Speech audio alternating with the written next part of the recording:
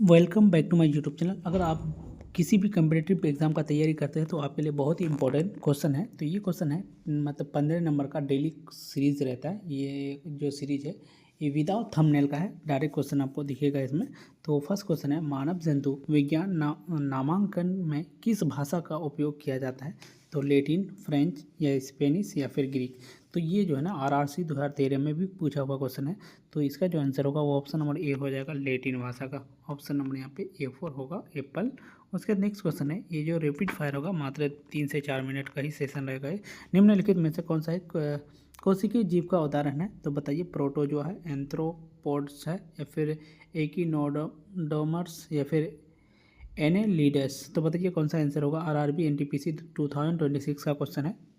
तो इसका जो आंसर होगा वो ऑप्शन नंबर ए हो जाएगा, प्रोटोजोआ हो जाएगा, ऑप्शन नंबर ए हो जाएगा। उसके बाद नेक्स्ट क्वेश्चन है, अगर आप फेसबुक पेज में देखते हैं तो इसको फॉलो जरूर कीजिएगा, फेसबुक पेज को। उसके बाद अमीबा डैश प्रजातियों के अंतर्गत आता है? तो बताइए अमीबा कौन सा प्रजाति के अंतर्गत आता है 305 का? तो 305 का जो आंसर होगा प्रोटोजोआ प्रजाति के अंतर्गत आता है। तो ऑप्शन नंबर यहाँ पे A4 एप्पल हो जाएगा, यहाँ पे प्रोटोजोआ। उसके बाद नेक्स्ट क्वेश्चन है, इसकी पोषण है ना विधि होलोफाइटिक है, कौन सा है? अमीबा है या फिर शेर है या फिर युगलीना है या फिर केचुआ है? ये है BSSC 2026 का मतलब पूछे हुए सवाल है, और भी बहुत सारे एग्जाम में पूछा हुआ है। तो बताइए इसका आंसर क्या होगा। तो इसका जो आंसर होगा वो ऑप्शन नंबर यहाँ पे सी हो जाएगा, क्या होगा? युगलीना हो जाएगा, ऑप्शन नंबर यहाँ पे सी हो जाएगा। उसके बाद नेक्स्ट क्वेश्चन है, क्वेश्चन नंबर यहाँ पे 7 होगा, निम्न में से कौन सी जीव में रक्त नहीं होता है किंतु सांस लेते हैं? मतलब रक्त नहीं होते, ब्लड नहीं होता बट सांस लेते हैं। तो हाइड्रा, तेलचट्टा, केचुआ या मछली। तो बताइए कौन सा आंसर होगा। तो मछली में होता है, मछली में जो ब्लड होता है ना वो कॉल ब्लडेड होता है, ठीक है। हम लोग जो इंसान होता है वो वार्म ब्लडेड होते हैं। केचुआ भी कॉल ब्लडेड होगा, तेलचट्टा भी कॉल ब्लडेड होगा। तो बताइए इनमें से कौन सा आंसर होगा। तो मतलब 307 का। तो सिर्फ 307 का जो आंसर होगा वो ऑप्शन नंबर ये हो जाएगा, हाइड्रा में क्या होता है? रक्त नहीं होता है। उसका नेक्स्ट क्वेश्चन है, निम्न में से कौन सा जीव है ना मुकुलन या बडिंग द्वारा प्रजनन नहीं करता है? तो मूंगा, हाइड्रा, स्पेंच या फिर एनेलिडा। तो बताइए, यह है RRB NTPC 2026 का पूछा हुआ सवाल, और ही बहुत सारे एग्जाम में पूछा हुआ सवाल है। तो 308 का जो आंसर होगा वो ऑप्शन नंबर यहाँ पे डी हो जाएगा, एनेलिडा हो जाएगा, ऑप्शन नंबर यहाँ पे डी हो जाएगा। उसके बाद नेक्स्ट क्वेश्चन है, क्वेश्चन नंबर यहाँ पे 9 होगा। तो निम्न में से कौन है ना कि कौन से कीट, निम्न में से कौन कीट नहीं है? तो कीट कौन सा नहीं है? तितली, तिलचट्टा या फिर मच्छर या फिर मकड़ी। तो बताइए कौन सा कीट नहीं हो, कीट के अंदर में, इंसेक्ट के में कौन सा नहीं आता है?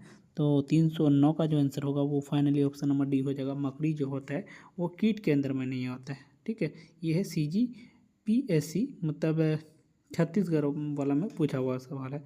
उसके बाद नेक्स्ट क्वेश्चन है, फेरोमोन्स है ना सामान्यतः उत्पन्न किया जाता है? तो सांपों द्वारा, पक्षियों द्वारा, चमगादड़ों द्वारा या कीटों द्वारा। तो बताइए UPPSC का है, UPPCS का सवाल है, 2026 15 में पूछा हुआ है।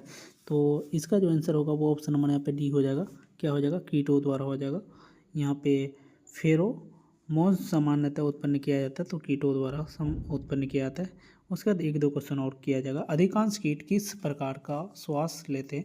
तो ये जो है ना फाइनली मतलब 15 क्वेश्चन का सीरीज रहेगा। अधिकांश कीट किस प्रकार श्वास लेते हैं? तो त्वचा से या फिर क्लोम से या फिर फेफड़ों से या फिर वातक तंत्रों से। बताइए इसका आंसर कौन सा होगा। UPSC का सवाल है, 2009 में पूछा हुआ सवाल है। तो इसका जो आंसर होगा वो ऑप्शन नंबर यहाँ पे डी हो जाएगा, वातक तंत्र से हो जाएगा, वातक तंत्र से। उसके बाद नेक्स्ट क्वेश्चन है, मकड़ियाँ किस प्रजाति के अंतर्गत आती है? तो मोलस्का, एनीलिडा या फिर निडेरिया या फिर आर्थ्रोपोडा। तो बताइए कौन सा आंसर होगा। तो इसका जो आंसर होगा वो ऑप्शन नंबर यहाँ पे डी हो जाएगा, आर्थ्रोपोडा के अंतर्गत आता है।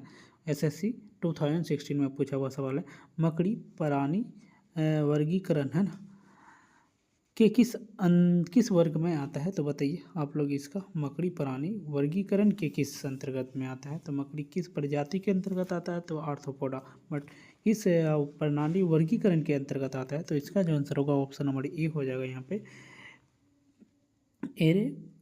एरेक्निडस के अंतर्गत आता है। ऑप्शन नंबर यहाँ पे वो ए हो जाएगा। उसके बाद नेक्स्ट क्वेश्चन है, मकड़ियों में कितनी जोड़ी आंखें होती है? तो बताइए, ये बहुत ही इंपॉर्टेंट क्वेश्चन है। मकड़ियों में कितनी जोड़ी आंखें होती है? तो आरआरबी एनटीपीसी 2016 का पूछा हुआ सवाल है। तो इसका जो आंसर होगा वो ऑप्शन नंबर यहाँ पे सी हो जाएगा, 4 जोड़ी आंख होती है। कितना जोड़ी? 4 जोड़ी आंख, मतलब 8 आंख होती है। उसके बाद ये क्वेश्चन है, निम्नलिखित में से किसके अधिकतम पैर होते हैं? किसमें अधिकतम पैर होते हैं? मकड़ी में या मिनट? इसका आंसर 15 का। तो इसका जो आंसर होगा ये है सहस्त्रपाद। तो ये जो ना ऑप्शन नंबर पे बी हो जाएगा, उसके अंतर्गत मतलब अधिकतर पैर होते हैं। उसके बाद केकरे डैश प्रजाति के अंतर्गत आते हैं। केकरे कौन सा प्रजाति के अंतर्गत आते हैं? तो केकरे जो होते हैं वो होगा, वो ऑप्शन नंबर यहाँ पे क्या हो जाएगा? ऑप्शन नंबर यहाँ पे सी हो जाएगा, आर्थ्रोपोडा के अंतर्गत आता है केकरा। उसके बाद यानी इसमें जो है ना 20 क्वेश्चन है, नर मच्छर अपना भोजन कहाँ से ग्रहण करते हैं? जैसे मादा मच्छर होता है ना, इंसान का ब्लड चूसते हैं, बट नर मच्छर जो होता है, जो मेल मच्छर, तो इसमें कहाँ से करते हैं? गोबर एवं कूड़ा कचरा से, रुके हुए पानी से, या फिर पौधे के रस से, या फिर मनुष्य रक्त से। तो बताइए 317 का आंसर जो होगा वो होगा पौधों के रस से हो जाएगा। पौधों के रस से ऑप्शन नंबर यहाँ पे सी हो जाएगा। क्या हो जाएगा? पौधों के रस से हो जाएगा। उसके बाद नेक्स्ट क्वेश्चन है, तो आज का सीरीज ना यहीं तक रखते हैं, 6 मिनट प्लस हो गया। तो गाइस, अगर यहाँ तक वीडियो को देख लिए तो चैनल को सब्सक्राइब एंड शेयर जरूर करना। ये तीनों का आप लोग कमेंट सेक्शन में आंसर जरूर बताइएगा। Thank you for watching my video, see you again next video.